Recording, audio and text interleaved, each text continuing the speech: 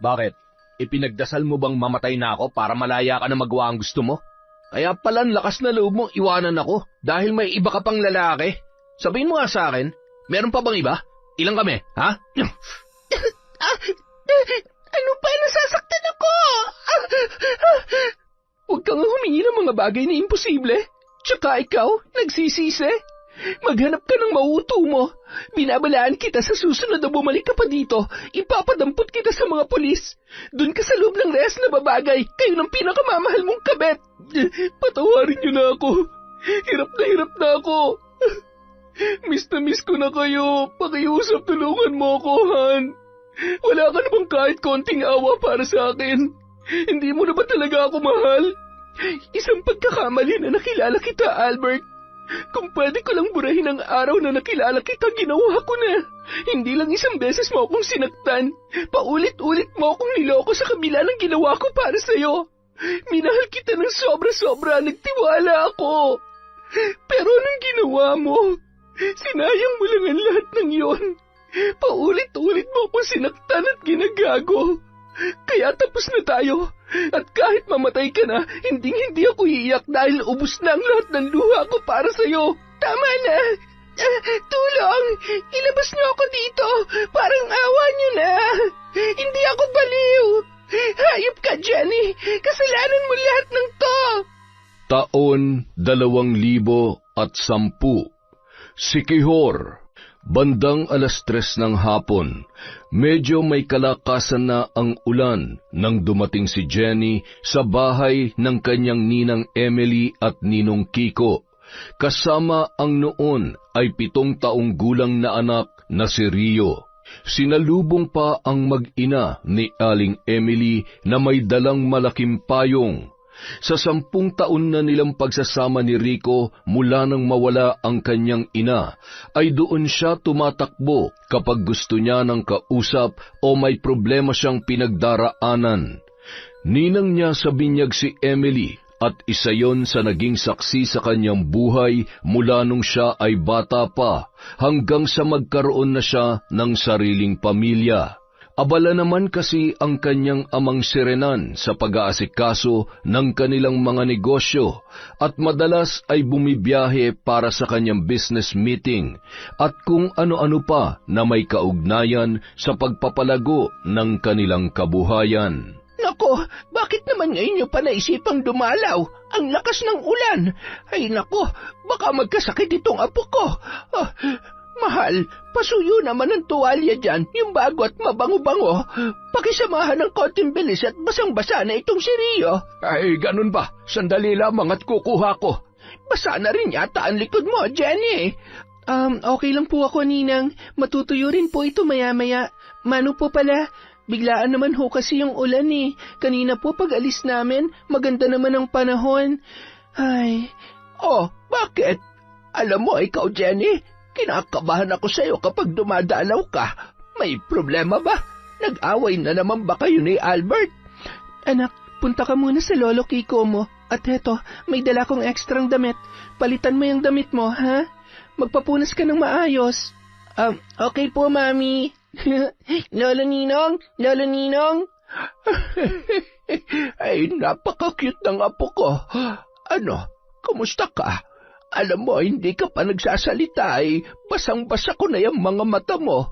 Anong kalokohan na naman ang ginawa ng magaling mong asawa, ha? Ay, pasensya na ho kayo kung hindi ko agad nasagot ang tanong ninyo. Ayoko lang ho kasing marinig ng anak ko. Ayaw ko ring maapektuhan siya sa kung ano mang maririnig niya. Sa totoo lang po, isa po siyang malaking blessing para sa aming mag-asawa. Kaya lang po, ewan ko ba, nito kasing mga nakaraan parang may kakaiba ho sa mga kinikilos ni Albert. Parang bumabalik na naman siya sa dati. Parang minsan, ang sweet-sweet niya sa aming mag-ina, tapos minsan bigla na lang mainit ang ulo niya. Tsaka kinukutuban talaga ako, Ninang, na hindi ko maintindihan kapag umaalis siya, lalo na sa gabi. Pakiramdam ko may kinakatagpo na naman siyang iba. Bakit hindi mo hulihin o di kaya kausapin mo? Paaminin mo kung kinakailangan. Ay, as if naman amin talaga siya kung may ginagawa siyang kalokohan. Kung sakali man, sigurado mag-iingat siya o di kaya naman itatanggi niya lang yon. Ay nako, Jenny. Alam mo, sa totoo lamang, ha? Hindi ko pa rin maintindihan kung bakit sa dinami-dami ng lalaki sa mundo, pumatol ka sa hindi na nga kagwapuhan ay sakit pa sa ulo. Alam mo, kung nagawa niya yun noon, hindi malabong magagawa niya ulit yun ngayon. Hindi naman nagbabago ang mga manloloko ng basta-basta lang. Maghahanap lang sila ng ibang paraan at mas gagalingan nilang magtago ng kalokohan. Habang nag-uusap ang dalawa sa balkonahe, ay bigla namang lumabas ang asawa ni Aling Emily na si Mang Kiko at narinig ang kanilang pinag-uusapan. Mukhang seryoso yung pinag-uusapan ninyo, ha? Seryoso talaga. Mukhang may susunod ko sa hakbang mo ang asawa nitong inaanak natin. Ay, hindi ko talaga maintindihan kung bakit pinapangarap pa ang lintik na mga babaero dito sa mundo. Baka naman tamang hinala lamang yan. Gaano naman kayo nakasisiguro na nambababae si Albert? Alam mo, mas maigi pang pag-usapan nyo na maayos kung ano man ang pinagdadaanan nyo ngayon. Ay, Diyos ko, ako ang kinakabahan sa mga payo nitong ninang mo, eh. Mahal, huwag mo namang gawin sa kanyang ginawa ang ginawa ko sa iyo. Bakit hindi kung kinakailangan? Ano naman kung manlupaypay din at mawalan na ng silbi ang sandata niya katulad mo? Hindi ba yun lamang ang nakapagpatigil sa iyo sa lintik na pambababae mo noon? Ay siya, bahala na nga kayo na mag-usap. Hindi na nga ako makikialam at baka ako pa mapag-initan mo. Ay talagang lamayo-layo ka sa akin at kapag naalala ko pa kung gaano mo ako pinagtaksilan noon ay talaga namang nandidilim ang paniking kung lintik ka. Ay nako, ang problema sa inyo mga babae, kahit ilang dekada na nakalipas ng kasalanan namin ay talaga namang binabalik-balikan nyo pa. At talagang kami pa ang may kasalanan ngayon.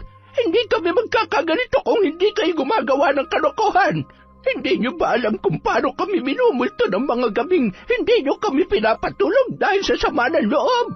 Bantayan mo na lamang na maayos si Rio at huwag ka nang makisawsaw sa usapan namin. Hey! Kibit-balikat na lamang na pumasok si Mang Kiko sa kanilang kwarto, kung saan abalang naghahanap si Rio ng palabas na kanyang panonoorin. Patuloy naman sa pagkukwento si Aling Emily kung paano siya pinagtaksilan ni Mang Kiko. Ninang, kalma lang po. Pasensya na, uminit tuloy ang ulo nyo. Ikaw naman, hindi ka pa nasanay sa amin na ninong mo. Isa pa, okay lang naman ako. Matagal ko nang kinalimutan ang mga pagkakamali niya. At saka, dahil sa mga nangyari, may malaki rin akong kasalanan na nagawa. Binarang ko nga siya, hindi ba? Pero doon ko nalaman na tapat ang pagmamahal niya sa akin. Dahil kita mo naman, hanggang sa ngayon ay napanghawakan naman namin ang aming sumpaan. Mag-aaway lamang kami, ngunit hindi naman maghihiwalay. Ay, maiba ko. Halika, sumama ka sa akin dito sa silid kung saan makikita mo kung gaano ginagawang parte na lamang ng buhay ng mga lalaki ang pambababae. Agad namang sumunod si Jenny sa kanyang ninang Emily sa nasabing silid, at doon ay bumungad ang isang kandila na may sindi sa gitna ng altar kung saan mayroong iba't ibang garapon na may lamang kung ano-anong mga insekto na wala ng buhay. Kung pagmamasdan ng mga yon ay buong-buo pa, maging ang mga galamay kahit matagal nang nakababad sa langis. Pumukaw naman ng atensyon niya ang mga larawan na nakatusok sa iba't ibang parte ng katawan ng isang lumang manika. Nakikita mo bang mga pagbumukang yan? Karamihan sa mga yan ay mga lalaking hindi makontento sa isa. Ang iba naman ay mga lalaking tumakbo sa responsibilidad nila at higit sa lahat ay ang mga mapagsamantala, mga manloloko. Ito naman mga babae, mga walang hiya at makakapalang muka na manira ng pamilya. Ninang, ano pong nangyari sa mga yan? Pinahirapan ko sila para magtanda. Yung mapangahas at walang pagbabago, yun ang talagang kinakailangan kong tuldukan. Kung minsan naman, depende sa kahilingan ng taong lumalapit sa akin. Basta may sapat na dahilan, hindi ko sila tinatanggihan. Kung gaano kalalim ang sugat, ganoon din ang katumbas na parusa at pasakit. Ay, siguro kahit sino namang mabait kapag nasaktan ay hindi masisisi na umabot sa ganito. Sana nga hindi totoo ang mga hinala ko tungkol kay Albert. Hindi ko naman gugustuhin na kailangan ko pa siyang ipabarang, Ninang. Gusto kong lumaki si Rio na nakikita niya ang halaga ng isang pamilya. Tama ka naman dyan. Huwag kang padalos-dalos sa mga desisyon mo at lalong huwag ka munang magbibitaw ng salita hanggat hindi mo napapatunayan na nambababae o anuman ang kinalolokohan niya ngayon. Pero ihanda mo ang sarili mo sa kung anumang posibilidad. Alam mo naman, madalas hindi tayo pumapalya pagdating sa ating mga hinala. Yun na nga pong ikinakatakot ko, Ninang eh. Ganitong-ganito kasi ang naramdaman ko noon nung nambabae siya. Kaya ewan ko ba? Huwag naman sana. Dahil hindi ko na siya bibigyan pa ng isang pagkakataon, Ninang. Hindi na talaga. O siya, pumunta muna tayo sa kusina ng makapagmerienda man lamang. Siguradong nanonood yung dalawa ng paboritong palabas ng anak mo. Ay nako, yan din ang madalas na pinagkakaabalahan ng ninong mo. Ay, pasensya na ho kayo. Kung bihira lang talaga kaming makapasyal dito. Siya nga po pala, ipinag-grocery ko nga po pala kayo, Ninang. Nasa likod ho ng sasakyan, baka ho makalimutan ko. Ay, thank you, Ninang ah. Medyo nakakagaan din ho talaga ng loob kapag may nakakausap akong ganito. Wala eh, busy lagi si Daddy sa mga business trip niya. Salamat. Ikaw talaga nag-abala ka pa. Mula noon hanggang ngayon ay hindi pa rin talaga tumitigil sa pagpapayaman ng Daddy Renan mo. Sa bagay, yan na lang ang paraan niya para malibang. Napakasipag niya talaga at humahanga ako dahil kahit maagang nawala ang mami mo, ay hindi talaga nag-asawa ulit ang daddy mo. Totoo po yan. Buti na nga lang po at ipinagkatiwala niya na kay Albert ang pamamalakad sa negosyo habang wala siya. Ako naman, parang gusto ko na ulit bumalik sa pagtatrabaho dahil malaki naman na po si Rio. Gusto ko kasing matutukan ng kumpanya at makatulong din kay Daddy. Sayang din naman ang pagiging accountant ko kung hindi ko gagamitin. Tama ka dyan, Jenny. Ituloy mo ang buhay mo. Hindi pwedeng dahil nag-asawa ka na at yan ang gusto ni Albert ay susundin mo na lamang basta-basta. Hindi natin alam kung anong pwede mangyari sa mga susunod na araw, buwan o taon. Huwag mong ikukulong ang buhay mo at pangarap mo para lamang sa lalaki. Kung mahal ka niya, hahayaan ka niyang gawin ang mga bagay na gusto mo at nakasanayan mo. Yun din po ang ikinakatakot ko. Alam niyo naman ho na ayaw niya magtrabaho ko dahil lagi niyang dinadahilan si Rio. Sabi niya nga kailangan ako ng anak namin at kaya niya namang mag-provide para sa amin. Yun ba talagang dahilan niya? O ginagawa niya lamang yan para hindi mo masilip ang mga kalokohan niya? Ay, yan na nga rin po talagang sumasagi sa isip ko eh. Baka mamaya nasa kumpanya lang pala yung umaasa sa asawa ko. Kumilos ka na bago pa mahuli ang lahat. Huwag ka magpapaloko sa asawa mo. Hindi yung katanggap-tanggap. Maupo ka muna. Tatawagin ko yung maglolo sa kwarto. Nagluto kasi ako ng bilo-bilo kanina. Sandali lamang, ha? Ako na hong tatawag sa kanila para makapaghain na kayo. Nakangiti si Jenny na tumungo sa silid kung saan nanonood ng TV si Mang Kiko at Rio. Ninong, Rio, anak, magmerienda na daw po muna tayo. Nagluto si Lola ng paborito mo. Yay! Nagugutom na po ako. Sakto. Kita mo na, gutom ka na pala, apo. Sana'y sinabi mo para nabigyan na kita ng pagkain. Okay lang po, Lolo Ninong. Mas masaya po kasing manood kasama kayo eh. Ay nako, talaga namang uunahin ng panonood kesa sa pagkain, anak. Sorry po, Mami. I love you po, Mami. Ang ganda-ganda niyo talaga. Ay sus, Talaga namang bobolahin pa si Mami para lang hindi mapagalitan? Matapos magmerienda ang mga yon, ay napasarap pa ang kwentuhan at paglalaro ni Rio at ng kanyang lolo Ninong na si Mang Kiko. Bandang 7:00 na ng gabi nang tumila ang ulan, kaya naisipan na ng mag-ina na umuwi.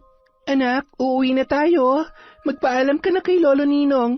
Baka nasa bahay ng daddy mo. Magwo-worry yun. Hindi pa naman ako nakapagpaalam. Pero Mami, naglalaro pa po kami ni Lolo Ninong. Ay nako, tingnan mo nga naman. Nakasanayan niya ng Lolo Ninong at Lola Ninang. Oo nga po. Yan po kasi madalas na naririnig niyang tawag ko sa inyo. Babalik na lang tayo dito, anak. Baka kasi lumakas pa ang ulan eh. Babay po, Lolo Ninong. Huwag ka na malungkot, Apo. Gagabihin na kasi kayo ng mami mo sa kalsada. Delikado, baka biglang lumakas pa ang ulan. Huwag ka mag-alala at babalik naman daw kayo dito, hindi ba? Tumango-tango na lamang si Rio at mahigpit na yumakap kay Mang Kiko. Pagkatapos ay lumapit na yon sa kanyang Mami Jenny. Bahagya pang nakayuko si Rio na tila ba naiiyak. Hinalikan naman yon sa pisngi ng kanyang lola Emily at iginiya na sila palabas ng bahay. Agad naman inabot ni Jenny ang grocery sa kanyang ninang. Kiko, kunin mo nga ito't mabigat. Siya, mag-iingat sa pagmamaneho, Jenny, ha? Kung kailangan mo ng kausap ay nandito lamang ako. Pwede kang pumunta anumang oras. Salamat po, Ninang. Alis na po kami. Ninong, bye po. Mag-iingat din po kayo palagi. Maayos naman ang lagay ng panahon hanggang makarating ang mag-ina sa kanilang bahay. Mahigit 1 oras din ang kanyang dinrive. Tulog na si Rio sa biyahe at halatang napagod sa paglalaro. Nak, gising na. Nandito na tayo. Hindi ka na kayang kargihin ni Mami. Sakto naman lumabas si Albert na bihis, hawak ang susi ng kanyang sasakyan. Oh, Han, nandito na pala kayo. Saan ba kayo galing? Bumisita kami kina Ninong at Ninang. Pasuyo naman sa anak natin, oh. Hindi ko na kayang kargahin eh. Gisingin mo na lang, Han. Puti pa naman tong damit ko. Baka madumihan ng sapatos. Nagmamadali rin kasi ako eh. Malilate na ako sa meeting namin. Bakit naman lagi na lang gabi ka nakikipag-meeting? Oras mo naman yon para sa amin ng anak mo. Napapadalas na yan, ha? O siya, sige. Umalis ka na. Mag-iingat ka at galingan mo. Uy, nagtatampo yata ang misis ko, ah. Sorry na. Hayaan mo bukas, babawi ako sa anak natin, ha? Pakis nga muna. Rio, alis na si Daddy. At agad na pinaarangkada ni Albert ang kanyang sasakyan. Habang nasa biyahe, tawag naman ng tawag si Kim. Si Kim ang dati niyang kasintahan. Matagal na ang naging relasyon nila bago niya pa nakilala si Jenny. Humingi yun ng tulong kay Albert, kaya naman isa yon sa mga bagong staff ng opisina. Ipinakilala niya pa yon bilang pinsan sa HR para agad na matanggap. Hello baby, naman ang kulit mo. Papunta na ako dyan. Okay, bilisan mo naman kasi. Kanina pa ako nagugutom. Sabi ko naman sa'yo, dumiretso ka na lang dito kanina eh. Hindi nga pwede, kailangan umuwi pa rin ako sa tamang oras. Mas maigi nang nag-iingat. Hindi pwedeng makahalata si Jenny. Ay, oo na. Naiinis na pinatay na lamang ni Kim ang tawag at umupo muna sa sofa. Sabay tiningnan ang sunod-sunod na mensahe mula sa kanyang mga kaibigan na pinadalhan pa siya ng mga larawan na nasa isang bar at nagkakasiyahan. Hay, kung wala lang sana akong trabaho na kailangang atupagin, sana pwede rin akong gumala at sumama sa kanila. Bakit nga ba ako nagpapakahirap sa trabaho kung kaya naman akong buhayin ni Albert? Alam ko na hanggang ngayon, mahal na mahal niya pa rin ako. Gagamitin ko yon para tuluyan na siya mabaliw sa akin at hindi niya na matatanggihan ang kung ano man na hilingin ko sa kanya.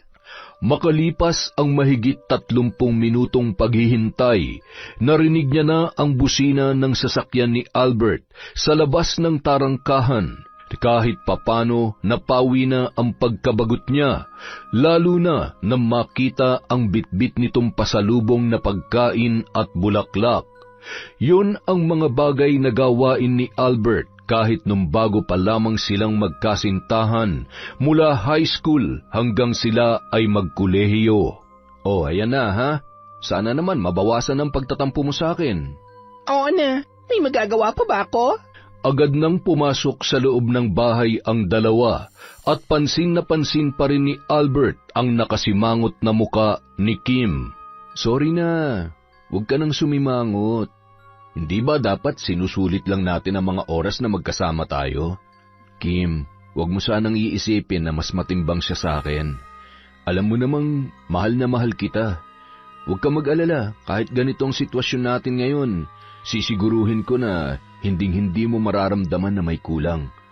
Pangako, lahat ibibigay ko para sa'yo. Huwag ka lang ulit mawawala sa buhay ko. Promise? Oo naman. Sabihin mo lang sa akin. Diba, pinangako ko sa'yo noon na bibigyan kita ng magandang buhay? Tutuparin ko pa rin yun.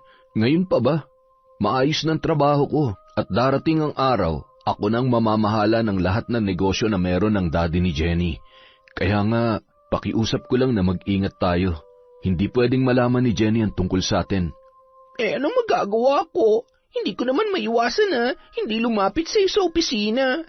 Ay, ang totoo, natatakot ako na baka may makaalam na hindi naman talaga tayo magpinsan. Isa pa, nakukulitan na ako dun sa mga lalaking katrabaho ko. Pinupormahan ka ba nung mga yon? Masisisi mo ba naman sila? Hindi ko rin naman masabi na may boyfriend na ako dahil baka lalo pa silang mag-usisa tungkol sa love life ko. Tsaka, ewan ko ba, hindi naman ako masaya sa trabaho ko. Napapagod at... Bakit hindi mo naman agad sinabi? Sige na, mag-resign ka na lang kung nahihirapan ka na. At tsaka, baka makasuntok pa ako ng aali-aligid sa'yo. Seryoso ka ba? Mukha ba ako nagbibiro? Ay... bakit parang galit ka? Sus, nagsiselos ka, no? Ay, aminin. Ay, oo na. Dahil akin ka lang. Alam mo namang, hindi ko kayang mawala ka pa ulit sa buhay ko. Mahal na mahal kita. Mahal na mahal din kita, Albert. Huwag ka mag-alala dahil sayo lang din ako. Gagawin kong lahat para maging masaya ka. Halika na, kumain na tayo. Gutom na kaya ako. Matapos kumain ay sinulit ng dalawa ang pagkakataong magkasama. Malaya nilang pinagtataksilan si Jenny na wala man lamang bahid ng konsensya. Ang tanging nararamdaman lamang noon ni Albert ay masaya siya sa piling ni Kim. Albert, paano kung isang araw malaman ng asawa mo ang totoo? Anong gagawin mo? Bakit mo naman naisip yan? Nag-iingat ako at nasisiguro ko na ni Katiting ay hinding-hindi siya maghihinala. Tsaka, mahal na mahal kaya ako nun. Kung nagawa niya na akong patawarin noon, magagawa niya pa rin akong patawarin ng paulit-ulit. Kung sabagay, mukha namang napakabait ng Jenny na yon. Ay, hindi ka ba nakukonsensya? Ay, ano ba namang mga tanong yan? Matulog na nga tayo. Pinagod mo na nga ako tapos nakaka-stress pa yung mga tanong mo. Ilang oras na lang, kailangan ko na namang umuwi sa mag-ina ko. I love you. I love you too, Albert. Sige na, matulog ka na. Ay, ikaw nang magaling magtago. Hindi ko kaya siya gisingin. Ano kaya mararamdaman ng Jenny na yon? Siguro, mababaliw siya kakaisip kung nasa na magaling niyang asawa. Samantalang ako, sagana sa pagmamahal at higit sa lahat, marami na naman akong pera. Hindi na ako makapaghintay na bumalik sa dati kong buhay. Nakakamiss na rin malasing at magsaya kasama mga tropa ko. Samantala, hindi naman mapakali si Jenny. Sinubukan niyang tawagan si Albert, ngunit agad namang pinatay ni Kim ang tawag nito. Bahala ka mapraning dyan. Huwag ka mag-alala, uuwi naman to sa'yo. Pero sisiguruhin ko na tuluyan na siyang mawawala ng gana sa'yo. Sa kabilang banda, Nakaupo lamang si Jenny sa kama habang natutulog pa rin ng mahimbing si Rio. Hindi na yun nakakain pa ng hapunan. Hindi na tama to. Ano ba naman yung ilang segundo niya lang sasagutin ang tawag ko? Hayop ka, Albert. Sa oras na malaman ko na nang bababae ka, pasensyahan tayo. Ibabalik kita kung saan kita pinulot noon. Sisiguruhin ko na hindi lamang kami ng anak mo mawawala sa'yo. Lahat-lahat. Nagising naman si Rio nang marinig ang paghikbi ng kanyang ina. Mami, umiiyak ka po? Sorry anak, namimiss ko lang ang lolo mo. Gutom ka ba? Hindi ka na nakapaghapunan. Busog na busog po ako, Mami. Matulog na po tayo. Wala pa po ba si Daddy? Wala pa anak eh, pero papauwi naman na siguro yon. Tumango na lamang ang bata at iginiya ang kanyang ina para mahiga na rin sa kanyang tabi. Pinunasan noon ang luha ni Jenny at hinagkan pa sa pisngi. Good night, Mami ko. Huwag ka nang sad, ha? Mas lalo lamang naluha ang babae habang pinagmamasdan ang maamo at napaka-inosenteng muka ng kanyang anak. Ilang minuto lamang, muling nakabalik sa mahimbing na pagtulog si Rio. Nanatili namang gising si Jenny dahil sa maraming bagay na bumabagabag sa kanyang isipan nung mga sandaling yun. Samantala, si Albert naman, bandang 12:00 na nang magising. Nagmamadali yung magbihis at bumunot ng tig-1,000 sa kanyang wallet at inilapag sa tabi ni Kim. Hinagkan niya pa yon ng marahan bago tuluyang lumabas ng kwarto. Napatakbo pa siya ng paglabas niya ng bahay dahil bahagya na namang umaambon nung mga oras na yon. Napakabilis ng kanyang pagpapatakbo ng sasakyan. Nang makarating sa kanilang bahay ay nasisiguro niya na tulog na ang kanyang asawang si Jenny, ngunit salungat yon ng kanyang iniisip. Pagbukas niya ng pinto ay gulat na gulat ang lalaki nang makitang nakatayo si Jenny at nakatingin lamang sa kanya. Ang tagal naman ng meeting nyo. Inabot ka na ng madaling araw. Nag-enjoy ka ba? Sorry Han, napasarap ang kwentuhan eh. Uminom nga sila at tumanggi naman ako dahil sabi ko, magmamaneho pa ako. At alam mo na ayaw ko naman magalit ka sa akin. Sana hindi mo na ako hinintay. Tumawag ako kanina, hindi mo man lang sinagot at pinatay mo pa talaga. Ganun ba? Teka, nalobat, hindi ko napansin. Sorry honey ha, huwag ka na magtampo. Tulog na tayo. Agad nang hinubad noon ang kanyang damit at nagpalit ng pantulog. Ang sarap na ng tulog ng anak ko ah. Ay, good night, Han. Good night. Nang makatulog si Albert, agad na kinuha ni Jenny ang damit noon at paulit-ulit na inamoy. Kumapit doon ang kakaibang amoy ng pabango na nasisiguro niya na pambabae. Hayop ka talaga. Hindi ka pa rin pala talaga nagbabago. Ang kapal na mukha mo para pagsinungalingan ako, para lukohin ako. Malalaman ko rin kung sino yung babaeng yon. Humanda kayo sa akin. Napakasama mo. Kinaumagahan, nagising na lamang si Kim na wala na sa tabi niya si Albert. Sa halip ay nakita niya ang pera. Kaya naman agad siyang napabalikwas at masayang kinuha at binilang yon. Ang dami nito ha. Sa wakas makakagimik na ako mamaya. Oh, thank you baby. I love you. Napakaswerte ko talaga. Samantala, nung araw ding yon, nakipagkita si Jenny sa isang private investigator para sundan at alamin ang katotohanan sa likod ng kanyang paghihinala sa asawa. Tumungo rin siya sa bangko at humingi ng statement of account at doon niya nalaman na ilang buwan na ring halos doble at triple pa nga ang nababawas na pera sa kanilang ipon sa bangko. Doon lalong nadagdagan ang galit ni Jenny at hindi na makapaghintay pa na malaman kung anuman ang tinatago ng kanyang asawa. Tinawagan niya rin ang isa sa mga matalik niyang kaibigan sa HR office at doon niya nalaman ang tungkol sa pinsan di umano na ipinasok ni Albert bilang staff ng kanilang opisina. Isang gabi. Bakit hindi ka pa naliligo? Naliligo? Anong ibig mong sabihin? I mean, wala ka bang lakad ngayon? Wala bang meeting with investors o kung sino mang dapat i-meet mo ngayon? Akala ko naman kung ano na. Ikaw naman, kung makapag-react, akala mo naman, meron ka bang itinatago sa akin? Tinatago? Teka, ano ba talagang pinupunto mo? May hindi ka ba sinasabi sa akin? Ano ka ba naman? Ako ba ang may kailangang sabihin? Ay, masaya lang ako na wala kang lakad ngayon para naman may oras tayo. Alam mo na, matagal na rin tayong hindi nag-uusap ng masinsinan.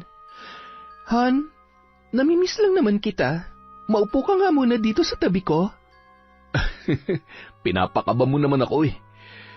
Ay, miss na rin kita. Pakis nga. Bakit? Sorry.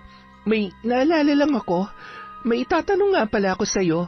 Ano kasi may naikwento sa akin yung head ng HR department tungkol sa pinsan mo na babae na ipinasok mo ng trabaho. Hindi mo nabanggit sa akin yon. May pinsan ka pa ba na hindi na ipapakilala sa akin? Si Kim. Naikwento pala sa'yo ni Jeff. Siguro sa dami ng ginagawa ko, hindi ko na nasabi sa'yo. Siguro nga. Nasaan na siya ngayon? Balita ko, kare-resign lang daw niya sa trabaho after a few months. Hindi niya ba kinayang kalakaran sa opisina? O ayaw mo lang mapagod ang pinsan mo? Nako, hindi ko alam sa kanya. Alam mo, mas mabuti pa ipakilala ko na lang siya sa'yo para hindi ka na nag-iisip ng kung ano-ano. Actually, malayong pinsan na rin naman yun. Naging close lang kami dahil sa magkaklase kami nung high school. Biglaan lang din yung pagkikita namin at naghahanap nga raw ng trabaho. Kaya ayun. Okay. Sabihin mo sa pinsan mo, pumasyal siya dito. Siyempre, gusto ko rin siyang makilala. O siya, matulog na tayo at may pasok ka pa bukas. Agad na tumayo sa Albert sa kanyang kinauupuan at kapansin-pansin na nabahala ang ekspresyon ng kanyang muka. Napakagaling mo talagang magsinungaling. Akala mo ba kaya mo akong pagtaguan? Hindi ako tanga. Hindi ko nahahayaan pa na lokohin mo ko ng paulit-ulit. Kinaumagahan, pagkaalis pa lamang ni Albert ay agad na tinawagan ni Jenny ang kanyang private investigator. Gusto kong sundan mo siya kahit saan man siya magpunta. At higit sa lahat, alamin mo kung saan siya madalas pumupunta at kung sinong pinupuntahan niya. Copy po, ma'am. Ako na pong bahala. Ilang araw lang ang lumipas, nagulat na lamang si Jenny nang minsang umuwi yun ng medyo maaga at may kasamang babae. Maayos at halatang bagong-bago pa ang suot na damit noon at napakarami ring alahas.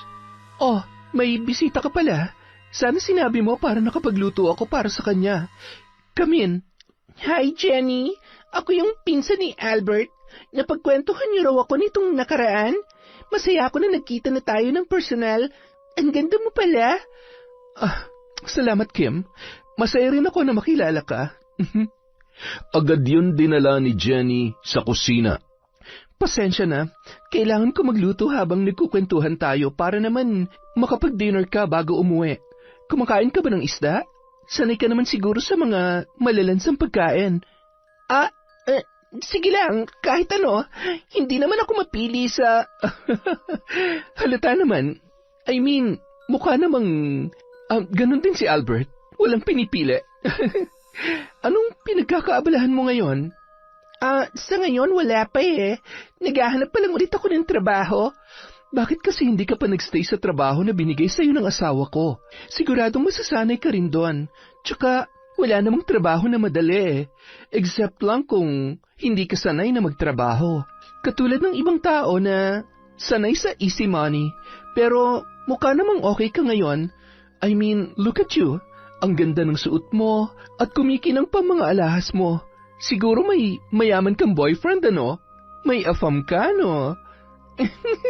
Oy, wala Matagal na sa akin ang mga to. Mga regalo ng kaibigan ko at ang iba naman, binili ko. Wala naman kasi akong iniintindi kundi ang sarili ko kaya nakakapag-invest ako for myself. Oh, really? That's nice. Dapat lang naman. Nanatiling kalmado si Jenny kahit na nanlalamig na ang kanyang mga kamay, dala ng pagtitimpi sa galit. Nang matapos magluto ay agad niya nang tinawag ang kanyang asawa. Tinulungan pa siyang maghain ng kanilang bisita.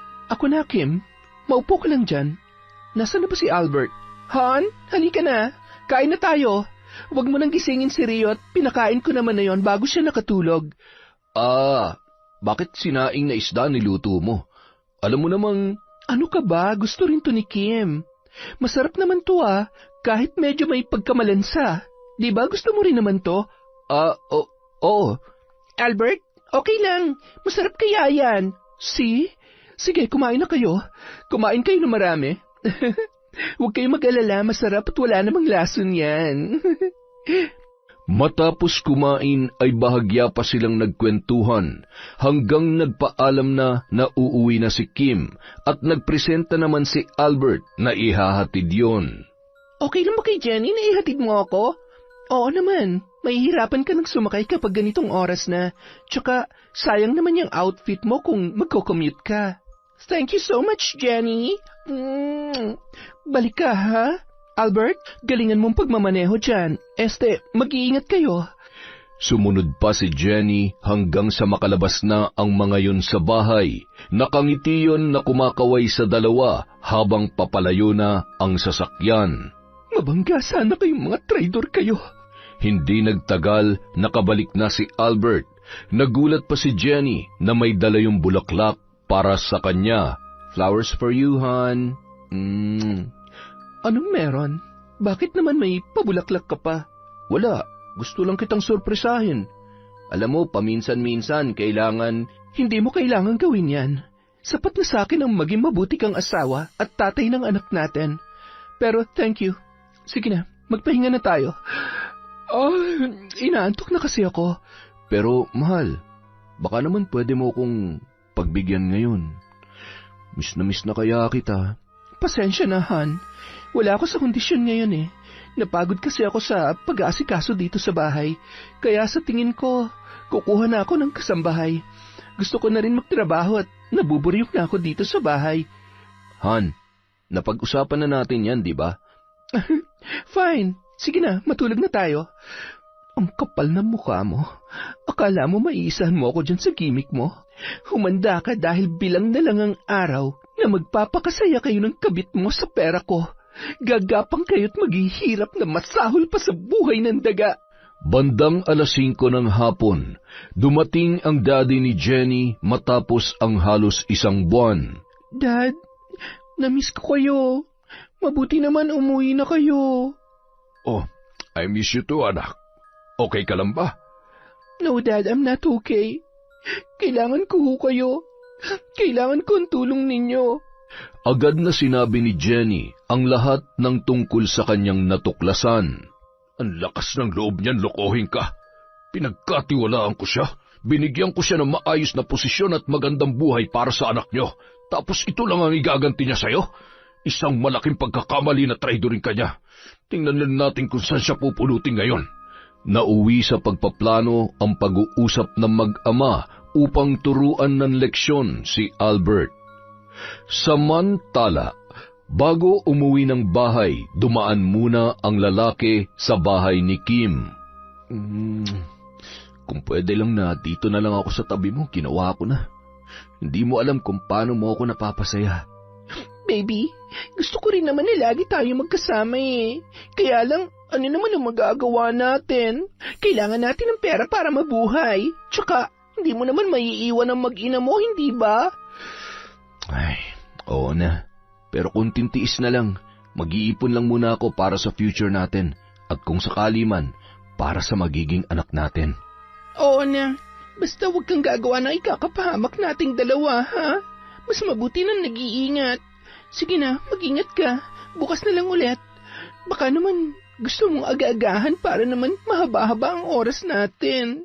Lagi ka na lang kasing nagmamadali eh. Agad naman nang umalis si Albert at gulat na gulat pa siya nang pagdating niya ay nakita niya ang sasakyan ng kanyang biyanan.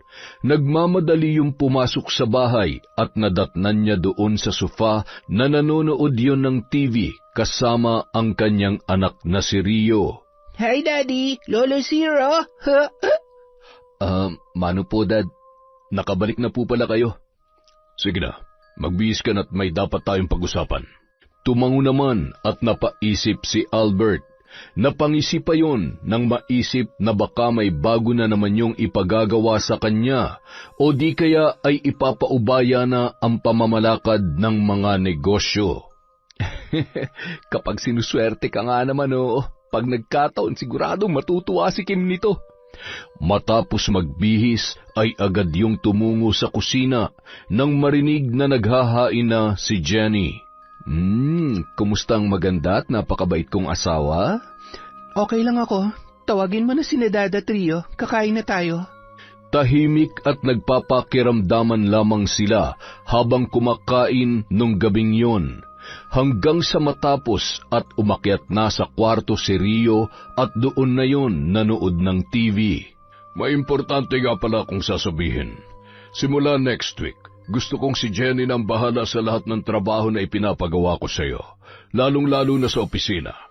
Gusto ko matutukan niya ang negosyo namin dahil sa kanya ko rin naman iiwan ang lahat kung sakaling mawala na ako.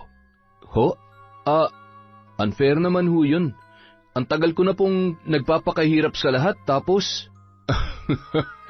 Pambihira ka naman, Albert. Para ka naman mawawalan ng trabaho. Si Jenny nang bahala dahil gusto ko, samahan mo ko sa business trip ko. Isa pa, ayaw ko na hanggang dito na lamang sa 4 na sulok ng bahay ang buhay ng anak ko. Pero napagkasunduan ho namin yan ni Jenny. At saka, sino ho mag-aalaga kay Rio? Yan lang ba? Ako magpapasahod sa kahit ilan pang kasambahay na kakailanganin nyo. Hindi nyo ako pwedeng ilayo sa mag-ina ko. Hindi ko kaya na aalis ng matagal at hindi ko sila makikita araw-araw. Ako na lang ho dito sa... It sounds like tinatanggihan mong offer ko. Ayaw mo na ba magtrabaho? Pwede naman. Para naman maranasan mo rin na magtrabaho dito sa loob ng pamamahay nyo at mag-alaga kay Rio. Kayang-kaya mo naman siguro kahit wala kayong katulong. Maghahanap na lamang ako ng ibang assistant para sa aking business trip. Paano? Aalis na ako at gabi na. Nang makaalis ang daddy ni Jenny, ay agad namang kinumpronta ni Albert ang kanyang asawa. Han, ano yan? Wala ka man lang sinabi para tanggihan yung offer ni Dad? Bakit ko naman gagawin yon? Alam mo naman gusto ko nang bumalik sa pagtatrabaho. At saka ayaw mo nun? Si Dad ang magpapasahod sa mga kasambahay, hindi naman ikaw eh. Bakit ako pang gagawin niyang assistant sa mga business trip niya? Bakit hindi na lang ikaw? Pinagkakaisahan niyo ba ako? Albert, nakapag-decide na si Dad at wala ka sa lugar para suwain siya. Kaya kung gusto mo pa rin ng trabaho, huwag ka na magreklamo. Alam mo Jenny, kung may problema ka sa akin sabihin mo. Huwag mo akong ginagawang tanga at ginagago. Tanga at ginagago? Ano bang problema mo sa akin? Sabihin mo nga. Mahigpit na hinawakan ni Albert sa braso si Jenny habang nanlilisik ang kanyang mga mata. Bitawan mo ako! Ang sabi ko, bitawan mo ako! Wala kang karapatan na saktan ako at higit sa lahat ang lokohin ako. Dahil sino ka ba kung wala ako? Kung hindi dahil sa daddy ko, ha? Anong problema ko sa'yo? Kailangan pa bang ako magsabi? Alam mo kung anong kahiyupan at pagsisinungaling ang paulit-ulit mong ginagawa sa akin. Sa amin ang anak mo. Paano mo nasisikmuraan lahat ng ito? Akala mo ba hindi ko malalaman? Hindi ako tanga. Sinunod ko lahat ng gusto mo. Binitiwan ko ang buhay na nakasanayan ko para lamang sa pamilya natin. Ginawa kong lahat para sa'yo. Pinatawad kita, binigyan kita ng pagkakataon para sa anak natin. Hindi para saktan at lokohin ako ng paulit-ulit. Hindi kita maintindihan. Wala akong ginagawang masamahan. At magsisinungaling ka pa talaga? Ang kapal ng mukha mo. Gusto mo ba makita lahat ng ebidensya ko laban sa'yo? Ayan, kitang-kita sa mga larawan na yan ang pagtataksil mo. Pinsan mo? Nakikipaglaplapan ka sa pinsan mo? Nakakadiri naman. Pinsan mong mukha mo. Kaya pala ang laki ng perang inilalabas mo buwan-buwan dahil may iba kang sinusustentuhan. May inaalagaan ka palang Disney princess. Ang galing. Han, let me explain. Please. Maraming beses ko na narinig sa iyo yan noon. Ano, magsasorry ka? Magpapakamatay ka kapag hiniwalayan kita? Hindi na uubra sa akin yan, dahil walang lugar sa bahay na to ang isang sinungaling na tulad mo. Masaya ka sa kabit mo, hindi ba? Mahal mo siya, hindi ba? Pues magsama kayong dalawa. Pero itong tatandaan mo, lahat ng nawala sa iyo ngayon, baliwala pa yan. Dahil sisiguruhin ko na hindi ka na magiging masaya, lalong-lalo ng kabit mo. Ano pang hinihintay mo? Layas! Teka, sandali lang. Hindi mo nga pala pwedeng dalhin ng sasakyan. Wala kang dadaling gamit kundi ang suot mo at yung cellphone mo, balato ko na lang sa'yo. Yung perang nasa wallet mo, limos ko na yan para sa'yo. Napakayabang mo. O di ikaw na anak mayaman. Akala mo ba magmamakaawa ako sa'yo? Gusto mo ba malaman ng totoo? Hindi kita mahal. At oo, ginamit lang kita. Ano? Masakit ba? Hayop ka! Hindi kita mapapatawad! Lumayas ka! Layas! Mommy, Daddy, are you fighting po? Mommy, bakit mo po pinapalaya si Daddy? Daddy, saan ka pupunta? Huwag mo po kaming iiwan. Huwag kang susunod. Diyan ka lang. Ano ba? Sabi ng... Ni hindi man lamang nilingon ni Albert ang kanyang anak, kahit alam niya na nasaktan niya si Rio. Anak, ayos ka lang ba? Sorry, anak. Sorry. Napakasama mo talaga. Pagsisisihan mong lahat ng ito. Mami, saan pupunta si Daddy? Bakit bad na siya, Mami? Balang araw, mauunawaan mo rin ang lahat, anak. Huwag ka nang umiyak. Basta kahit anong mangyari, mahal na mahal ka ni Mami. Hindi kita iiwan. Tandaan mo yan. Sa kabilang dako naman, gulat na gulat si Kim nang biglang dumating si Albert. Agad niyang napansin na wala ang sasakyan noon. Ano bang nangyari? Nasaan yung kotse mo? Nasiraan ka ba? Pwede ba? Patuloyin mo nga muna ako. Stress na stress ako. Pagod at... Ay, buwisit. Buwisit? Ang alin? Ano ba nangyari? Huwag mong sabihin na... Oo, alam na ni Jenny ang tungkol sa atin. Pinagkaisahan nila ako ng daddy niya. Wala na akong trabaho, kotse at gamit. Ayan, cellphone na lang ang natitira sa akin. Ano? Hindi pwede. Paano tayo? Ha? Pera? May naitabi ka bang pera? Yung laman ng ATM mo, baka mamaya... Hindi imposible mangyari yan. Huwag ka mag-alala. Mag-a-apply na lang ako ng trabaho. Hindi naman kita pababayaan eh. Konting tipid-tipid lang muna tayo ngayon. Ay, nakakainis ka naman kasi eh. Hindi ka nag-iingat. Marami siyang ebidensya laban sa atin. Kaya mas mabuti pa, huwag na lang tayong gumawa pa ng eksena. At baka kung ano pang maisipang gawin nun. Baka mamaya ipakulong pa tayo nun. Kinaumagahan. Maagang pumunta sina Jenny at Rio sa bahay na mag-asawang sina Mang Kiko at Aling Emily. Agad naman napansin ng dalawang matanda na parehong matamlay at namumugto ang mata ng mag-ina. Ano ba nangyari sa inyo? Ang lungkot naman ng apo ko. Punta ka na sa lolo ninong mo at mag-uusap lamang kami ng mami mo. Napabuntong hininga, sabay na upo sa sofa si Jenny at agad na kinuha ang mga larawan sa kanyang bag. Iniabot niya yon sa kanyang ninang. Inang mahabagin, talaga namang totoo nga ang hinala mo. Ang kapal na mukha ng pangit na Albert na ito. At itong hipon na ito ay humanda sila sa akin. Ano bang gusto mong gawin ko sa mga ito, ha? Bigyan niyo ho ng sakit para hindi makapagtrabaho. At para naman makita niya kung anong klaseng babae ang kinalokohan niya. Tingnan ko lang kung anong gagawin ng mukhang pera niyang kabit kapag wala na siyang maibigay. Akala siguro nila ay matatakasan nilang kasalanan at kataksilan nila sa iyo, ano? Mga baliw! Ay, huwag ka nang malungkot. Kailangan mong maging matibay para sa anak mo. Wala kang ibang kakampi sa mga ganitong pagkakataon, kundi ang sarili mo. Bumangon ka at ipakita mo sa lalaking yon kung sino ang sinayang niya, at ipamukha mo sa kabit niyang yon kung saan siya nababagay. Hindi na rin nagtagal pa sina Jenny, lalo na't marami pa siyang dapat asikasuhin. Kaya naman ipinaubaya niya na lamang sa kanyang ninang Emily si Albert matapos niyang sabihin ang kanyang mga gustong mangyari. Pagsapit ng 6:00 ng gabi, bigla na lamang nakaramdam ng panghihina ang lalaki. Agad niya naman tinawag si Kim na noon ay nagbibihis. Bakit patawag ka ng tawag? Ano ba yon? Nagmamadali ako eh.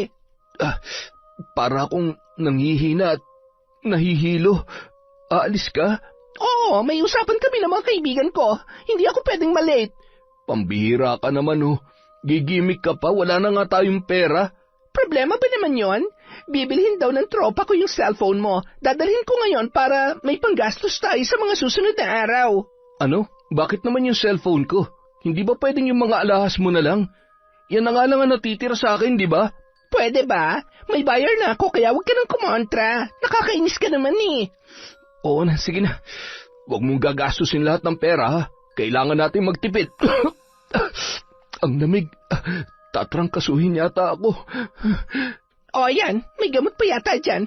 Alagaan mo sarili mo. Hindi ako si Jenny at lalong hindi mo ako yaya, ha? Bye! Kim! Sandali! Kim! Bahala ka na sa buhay mo. Nakakainis ka.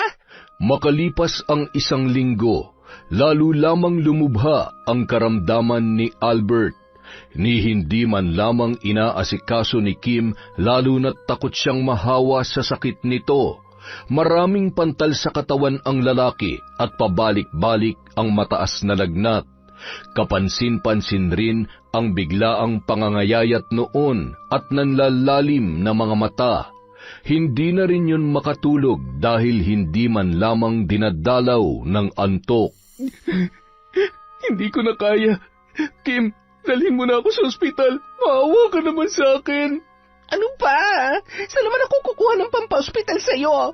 May pera ka ba? Ay, tsaka, ano ba kasi nangyayari sa'yo? Bumalik ka na kaya sa asawa mo? Hirap na ako sa'yo eh. Pambihira ka naman oh. Dahil wala na akong pera, ganyan ka na sa akin. Minahal mo lang ba ako dahil sa pera? Yun lang ba dahilan kung bakit ka nakipagbalikan sa akin? Eh ano naman ang masama doon? Sino ba naman ang ayaw sa pera? Tsaka wala naman talaga ako magagawa para sa iyo eh. Wala naman akong trabaho. At tsaka wala akong kapera-pera. Sinangla ko na nga yung ilang mga alas ko, di ba? Nagagawa mo ngang gumimik tapos hindi mo man lang ako mapatingnan sa doktor? Pwede ba? Huwag mo akong pinagtataasan ng boses. Ay, huwag ka mag-alala. Gagawa ako ng paraan para mapagamot ka. Nung sumunod na araw, nagsisisigaw si Kim sa labas ng tarangkahan ng bahay ni Jenny. Nang una ay hindi niya na lamang pinansin yun, hanggang sa narindi na siya at matapang na hinarap ang kabit ng kanyang asawa. Wala na bang mas makapal pa sa pagmumukha mo? Talagang nagawa mo pa magpakita dito pagkatapos ng mga nangyari? Jenny, alam kong galit ka. Sorry, pero makinig ka muna sa akin. Kailangan ka ni Albert. Malala ang lagay niya ngayon. Kailangan niyang madala sa ospital pero wala naman akong pera eh. Nagpapatawa ka ba?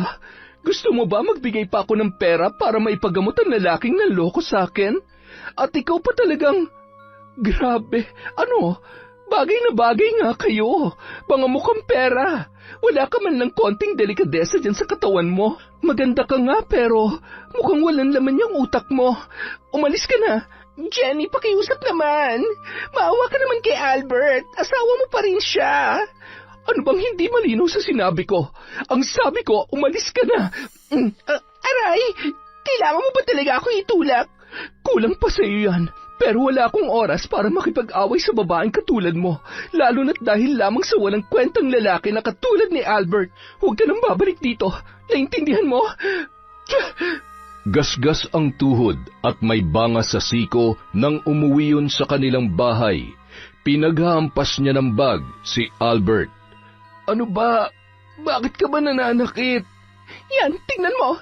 Kita mo mga yan? Kagagawan to ng asawa mo. Nakiusap lang naman ako sa kanya na tulungan ka. Pwiset! Bakit mo ginawa yun? Ano ka ba naman? Hindi ka ba nag-iisip? Ano akala mo sa akin, Bobo? Hindi mo ba nakikita? Dumidiskarte lang ako para sa atin. Para maipagamot ka. Yun ba talagang dahilan o gusto mong pagkakitaan pati itong lagay ko ngayon? Alam mo, sumusobra ka na eh. Paano mo nagagawa sa akin to? Ikaw pa may gana magalit? Hindi mo ba narinig yung sinabi ko? Gusto lang kitang tulungan. Kasi wala akong pera. Wala akong pampagamot sa'yo. Pero kung ako pang masama dito, edi bahala ka na sa buhay mo. Alagaan mo mag-isa ang sarili mo. Kim, saan ka pupunta? Sandali. Huwag mo akong iwan dito. Kailangan kita. Kim, bumalik ka dito! Gumapang na lamang sa sahig si Albert hanggang sa may nahingan yon ng tulong. Abay, hindi biro ang lagay mo ngayon. Alam mo, may kakilala akong magaling na albularyo. Huwag ka mag-alala, papupuntahin ko siya dito. Maraming salamat po sa tulong ninyo. Hirap na po talaga ako, Manong. Pakiramdam ko po, hindi na ako magtatagal.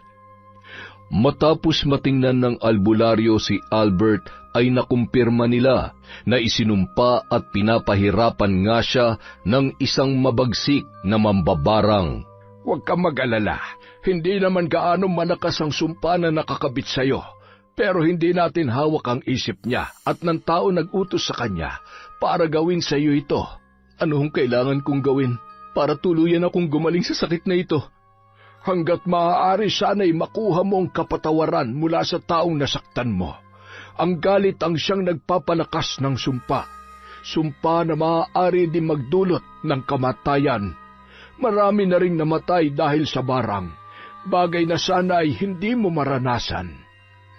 Makalipas ang 3 araw na gamutan, nakaramdam ng lakas ng pangangatawan si Albert, kaya naman naglakas loob siyang magpakita kay Jenny. Jenny, papasukin mo ako, Han. Mag-usap tayo. Patawarin niyo na ako. Agad namang lumabas ang kanyang asawa at ngumisi nang makita ang nagmamakaawa na si Albert sa harap ng tarangkahan. Buhay ka pa pala? Ano ba't nanggugulo ka na naman? Wala ka ba magawa? Wala ka ng pera? Kaya gusto mo nang bumalik? Pinagsisisihan ko ng lahat. Kung talagang hindi mo na ako patatawarin, maiintindihan ko naman. Pero wag mo na sana akong ipabarang. Nagsisisi na ako. Magulo ang isip na umalis ang lalaki. Labis ang kanyang pagsisisi dahil sa kanyang mga nagawa. Inisip niya rin ng mga sandaling yon kung saan niya makikita si Kim matapos siyang layasan nito, hanggang sa maalala niya ang bahay ng mga magulang ng babae. Pinuntahan niya yon at hindi niya inaasahan ang kanyang nadatnan. Ano ba? Nakikiliti ako. Hayop ka? Sino ka, ha? Papatayin kita! Ay, tama na po. Hindi po ako lalaban. Agad na tumakbo ang lalaki dahil sa sobrang takot. Nagmamadali naman na nagtabing ng kumot si Kim at galit na nakatitig kay Albert. Ano bang ginagawa mo dito? Napakalandi mong hayop ka. Ano ba? Wala kang karapatang saktan ako. Hindi mo ako pagmamayari. Ano ba kasing ginagawa mo dito? Tsaka, paanong magaling ka na? Bakit? Ipinagdasal mo bang mamatay na ako para malaya kang magawa ang gusto mo? Kaya pala lakas na loob mong iwanan ako dahil may iba ka pang lalaki. Sabihin mo nga sa akin, meron pa bang iba? Ilang kami, ha? Ano ba? Nasasaktan ako. Akin ka lang, Kim. Akin ka lang. Ano ba? Bitiwan mo nga ako. Nasasaktan ako. Hayop ka. Malakas na suntok ang pinakawalan ni Albert sa muka at sa sikmura ng kanyang kabit. Sabay kinuha ang gunting na nasa ibabaw ng isang tukador at tinutukan sa leeg ang dalaga. Sige, subukan mong pumalag. Papatayin kitang hayop ka. Sinira mong buhay ko. Kasalanan mo lahat ng to tapos lolokohin mo lang ako. Magsama tayo sa impyerno. Walang awa niyang sinasaktan habang pinagsasamantalahan ang walang kalaban-laban na si Kim nung mga oras na yon. Hayop ka! Wisit ka talaga! Dahil sa galit, hindi niya inaasahan na masasaksak ang kanyang pinakamamahal na babae. Sorry, hindi ko sinasadya. Sorry. Si Albert din ang mismong humingi ng tulong para madala sa ospital si Kim at sumuko na rin siya sa mga pulis at inilahad ang buong pangyayari. Nakarating naman ang mga nangyari kay Jenny. Napangisi lamang siya at agad na umalis para puntahan si Kim sa ospital. Anong ginagawa mo dito? Masaya ka na? Nakaganti ka na sa lahat ng kasalanan ko sa'yo? Ops, wala akong sinasabing ganyan. Kinukumpirma ko lang kung maayos na ang lagay mo. Ano ba talagang sadya mo? Kung nandito ka para sumbatan o insultuhin ako, umalis ka na lang. Lalo na kung nandito ka para sabihin sa akin na bawiin ko ang kaso laban sa demonyo mong asawa. Demonyo pala eh. Bakit mo pinatulan? Hay, sure ka ba na hindi mo iatras ang kaso? Kahit pabigyan kita ng malaking halaga? 500,000. 1 million. Ayaw mo? 1 million? Kapalit ng... Seryoso ka ba? My God, ibang klase talagang mukhang perang to. Kanina lang gusto mo na akong ipagtulakan. Ngayon naman may ino-offer akong pera, nanlaki agad ang mata mo. Sorry, hindi ko gagawin yon. Wala naman na akong pakialam sa kanya kahit mabulok na siya sa kulungan. Gusto ko nga yun eh. Actually, nandito ako para makita mismo ng dalawa kong mga mata kung paano ka nakakarma ngayon. Hinding-hindi ka magiging masaya at gusto kong malaman mo na nag-uumpisa pa lang akong maningil. Bye! Impakta ka! Bumalik ka dito! Papatayin kita! Kung magagawa mo pa. Pagkagaling kay Jenny sa ospital, tumuloy naman siya sa kanyang ninang Emily. Salamat naman at nakakangiti ka na. Anong balita? Nakulong na ho si Albert at nasa ospital naman ang kabit niya. Talaga? Bakit? Anong nangyari? Ano pa nga ba? Nirape daw niya at muntik niya nang mapatay ang kabit niya. Nahuli raw kasing may kasamang ibang lalaki. Yun pala ang gusto niyang babae, yung manloloko na tulad niya. Bagay na bagay sila. Biruin niyo, hindi pa man din tayo tapos sa kanila eh. Nauna na silang siningil ng sarili nilang karma. Buti nga sa kanila. Tama lang yan. Ang kakapal ng mga muka at nakakahiyayang asawa mo. Wala nang ginawang tama. Ay nako. Konting tiis na lamang, Ninang. Dahil inaasikaso ko ng annulment namin, hindi na ako makapaghintay na makalaya sa walang kwenta kong asawa. Ano ng plano mo dun sa babae? Itutuloy pa rin ba natin ang gusto mong gawin sa kanya? Siyempre naman po, Ninang. Ngayon pa ba tayo titigil? Wala silang karapatan na maging malaya sa kasalanan nila sa akin. Naging masama na rin naman ako dahil sa kanila eh. Lulubos-lubusin ko na. Akala siguro ni Albert ay malaya na siya sa sumpa. Hindi niya alam na simula pa lamang yon. Ano na naman yung pinaplano niyong magninang, ha? Sus, kunwari ka pang walang alam kanina ka pa naman nagtatago at nakikinig sa usapan namin, tsismoso ka. Aray, nagtatanong lang naman Masyado ka naman mapanakit. Nako, hindi ka pa nasanay, ganyan naman ako maglambing sa'yo. Pero hindi nga, nasaktan ka ba talaga? Patingin nga ako. Hinalikan mo pa magpapasarin naman yan.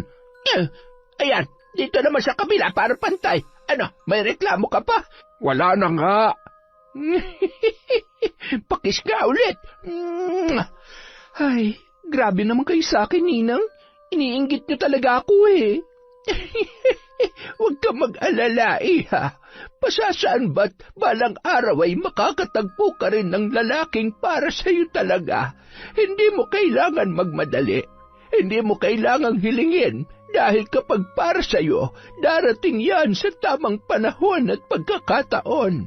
Halika na, pumunta na tayo sa silid at nang maisagawa na natin ang ritual. Tahimik lamang sa isang tabi na pinapanood ni Jenny ang pambabarang ng kanyang ninang Emily kina Albert at Kim. Kinikilabutan man siya sa bawat salitang inuusal ng matanda, ay tiniis niya na lamang yun hanggang sa tuluyan ng matapos. Napatili pa siya nang makita ang mga bangaw na nagmumula sa isang garapon na pinalipad ni Aling Emily sa bintana upang maghatid ng sumpa. Makalipas ang isang linggo, habang palabas si Jenny sa building kung saan naroon ang kanilang opisina, nagulat na lamang siya nang biglang may sumugod sa kanya at sinabunutan nito ang kanyang buhok. Aray! Bitiwan mo ako! Ano ba? Ikaw? Ano? Magmamang-maangan ka pa? Hindi mo ba nakikita ang itsura ko? May kinalaman ka ba dito? Pinabarang mo ba ako? Sumagot ka! Oh, bagay naman sa iyo Buhay ka pa pero ang totoo nabubulok ka na dahil napakasama ng ugali mo. At pwede ba huwag mo akong hahawakan? Nakakadiri ka! Sumusobra ka na! Napakasama! Tumawag kayo ng ambulansya at ipadala sa mental hospital ang babaeng ito. Bilisan nyo! Yan ang dapat sa'yo. Bakit ako maaawa sa tulad mong wala namang konsensya? Magdusa ka sa lugar kung saan ka nararapat. Nang magkamalay si Kim, napapalibutan na siya ng mga babae na magugulo ang buhok at nakasuot ng gown na kulay puti. Lahat ng mga yon ay tumatawa, umiiyak at dinuduro-duro siya. Inaapak-apakan siya roon na parang basahan at sinasabunutan hanggang sa magkaputol-putol ang kanyang buhok. Tama na! Tulong! Ilabas niyo ako dito para kaawa niyo na! Hindi ako baliw! Hayop ka, Jenny! Kasalanan mo lahat ng ito! Matapang ka pa, ha? Patayin natin ang babaeng ito! Kabit ka! Kabit! Baho-baho mo, kadiri ka! Makalipas ang isang taon, muling nagkita sina Jenny at Albert. Han, maraming salamat. Si Rio, gusto ko makita ang anak natin. Kasama mo ba siya? Kung iniisip mo na nandito ako para dalawin ka, asa ka. Nandito ako para sabihin sa'yo na annulled na tayo. Hindi na kita asawa. Malaya na ako.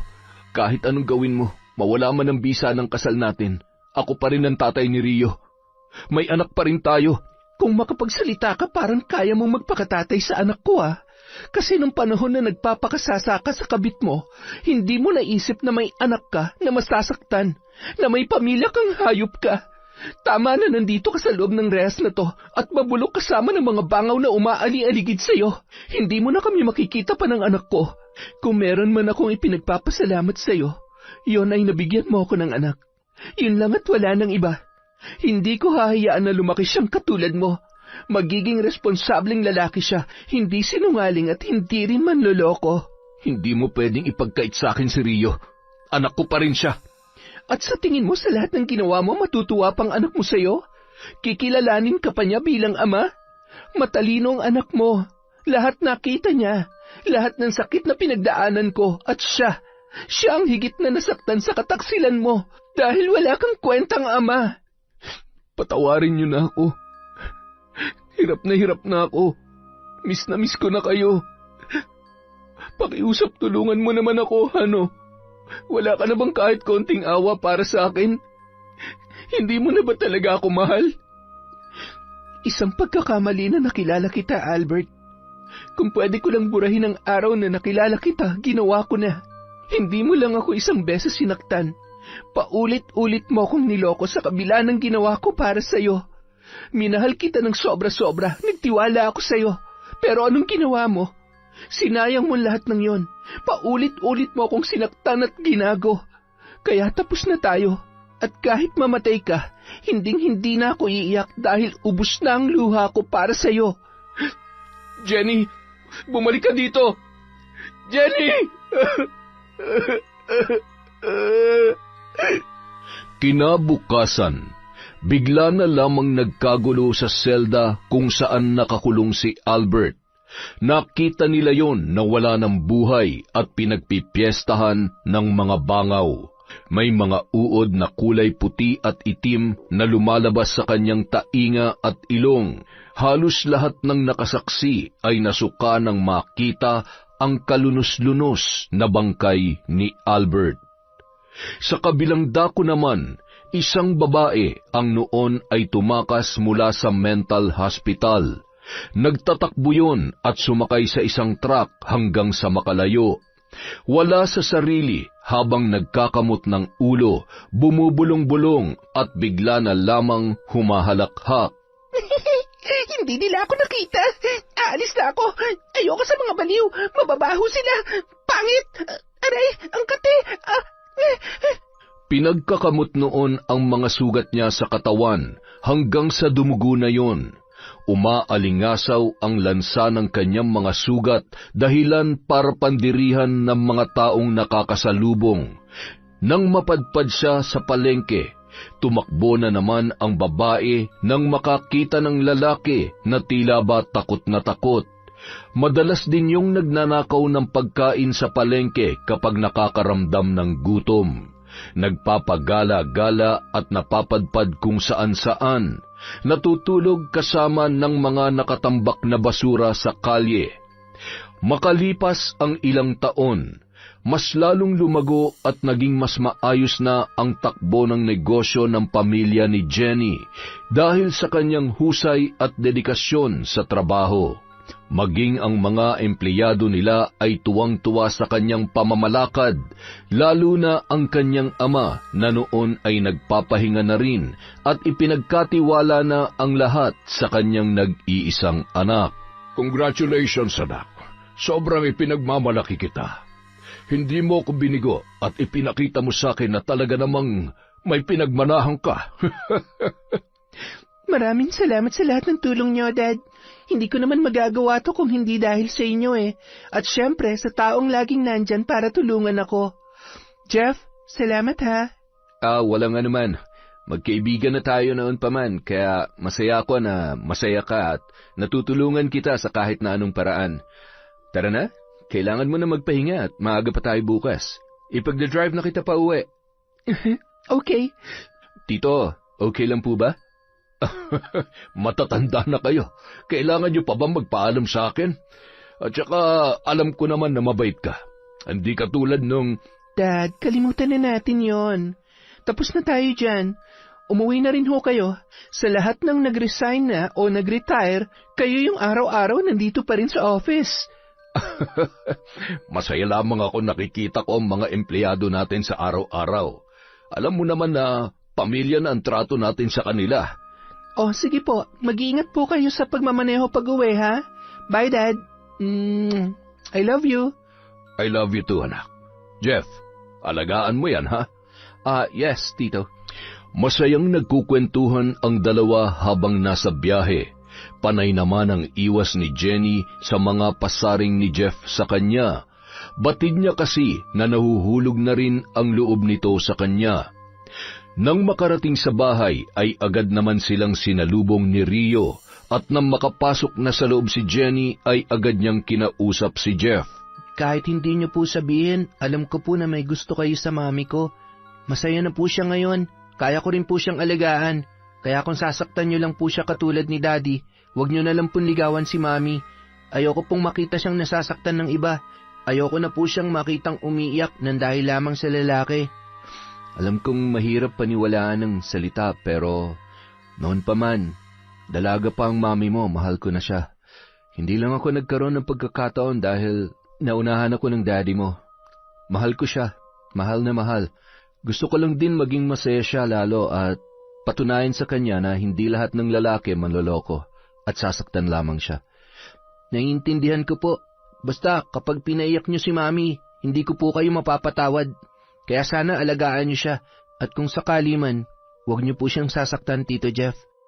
Promise yan, Rio. Bahagya pang niyakap ni Jeff ang nagbibinata ng anak ni Jenny na si Rio. Natuwa siya na makita kung gaano nito kamahal ang kanyang ina. Makalipas ang 1 buwan. Ilang beses ko bang sasabihin sa iyo, Jeff? Masaya naman tayo bilang magkaibigan.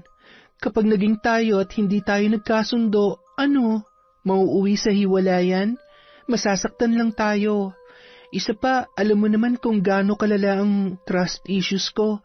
Gusto mo bang mag-suffer dahil sa trauma ng nakaraan ko? Hay, yan ba talaga ang dahilan or hindi mo lang talaga ako kayang mahalin? Mahal mo pa rin ba siya hanggang ngayon? Jeff naman. Oo na, I understand. Mula ngayon, hindi na kita kukulitin. Baka mas mabuting lumayo na lang ako para hindi na ako nasasaktan at umaasa pa. Alam ko namang hindi ko mapapalitan sa buhay mo si Albert dahil siyang tatay ng anak mo.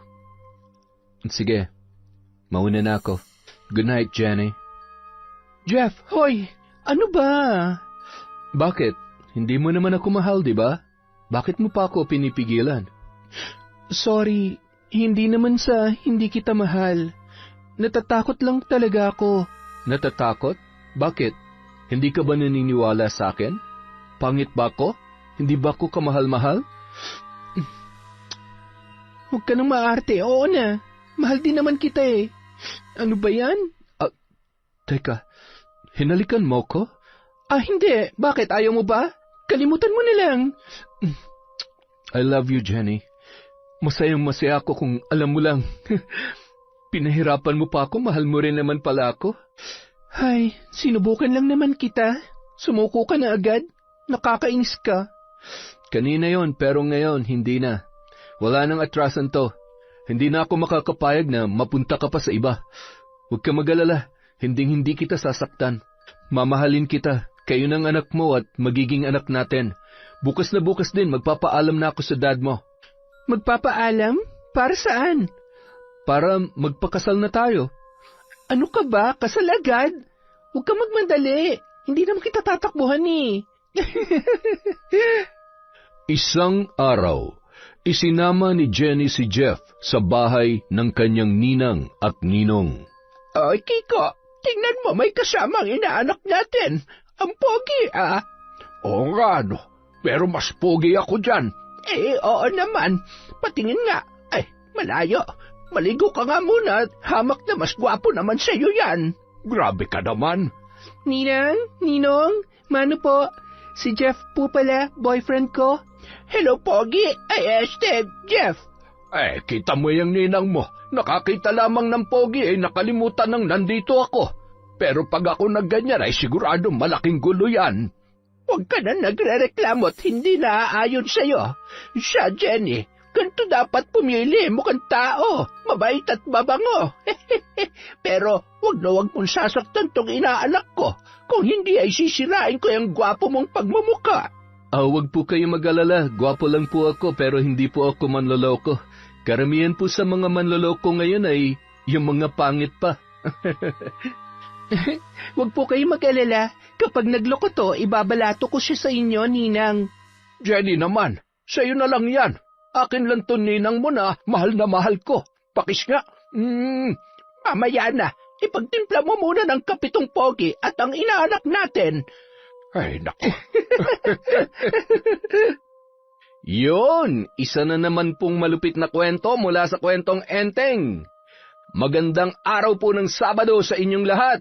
Magpahinga po tayo at mag-iingat sa bagyo, lampas naman na. Maraming salamat po. Dahil dyan, meron tayong shout out. Simulan po natin kay Elma Arriba Madrigal. Hi po kay Desiree De Los Santos, kay Josie Aniban, kay Jade Guevara, kay Beth Mercado. Shout out po kay Jessica Rojas, kay Merly Fatalia, May Espiritu, Rain Large.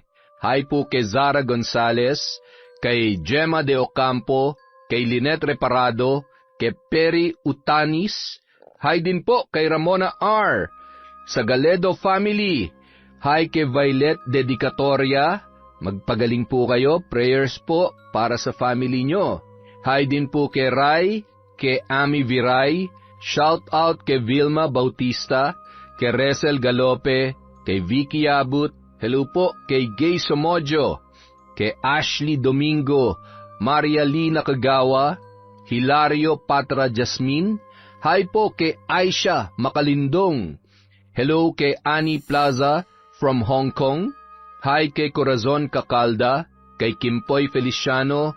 Hi kay Mira from Batangas, kay Vilma Bautista, Angelina Ignacio, Crishea De Leon, Nena Diones. Hi po kay Arlene Alarte, kay Kim Seika. Hello po kay Nene ng Sitio Itaas Muzon, Taytay Rizal. Hello din po kay Tessie Alvarez, kay Arian Aquino na everyday nakikinig sa atin from Tolits Agri Farm. Hello din po kay Normia Badawi, kay Febe Ranyada, kay Filipina Palsario, Basic Anatomy, kay Karen Aquino, kay Robert Crimen, kay Jenny V. Suco. Hello po kay Edgardo Fontanilla, kay Jana Lopez Bachansila. Hello po kay Susan Manalo, kay Doris Estander. Shout out po kay Belen Baladhay, kay Emeline Makalundang, kay Lady Dam. Hi kay Alicia Laurio, kay Carolina Silorio, kay Jair Goles, kay M. Rose OFW. Hello po kay Purificacion Pasinoble, Shauma TV, bossing. Hi po kay Jem Rivas, kay Erlinda Gomez. Hi kay Nomer, kay Michael, kay Ram, kay Veronica, kay Jane, kay Lani, kay Trisha, kay Gab, Carmela, Santi of Madrid, Spain, from Leia Gawaran. Maraming salamat po sa inyo. Hi po kay Cliven Dubalan, kay Virgil Latore, Raquel Solomon, Elizabeth Dungka. Hi kay Chander de Guzman, kay Alma Naong. Shout out po sa mga marites ng Santa Maria, Bulacan, from Asher Guzman. Hello po kay Merly Amistad, kay Mary Ann Rivera, from Larry Gumangan. Ingat po kayo dyan sa UAE, bossing. Mabuhay po kayo.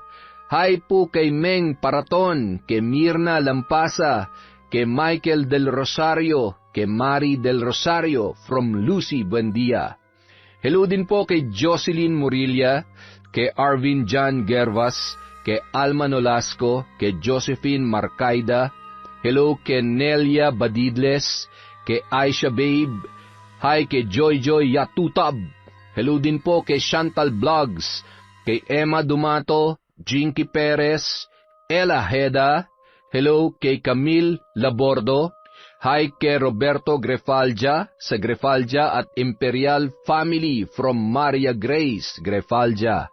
Hello po kay Lynn Kaunes, Cleo Abalos, kay Jessie, Sayan, Andrea, Alges, Jason at Jefferson from Jessica Sabremonte.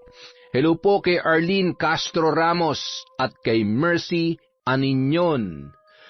Sa mga hindi po natin nabanggit, marami pa po tayong video na darating. Maraming salamat po mula sa Kwantong Enteng!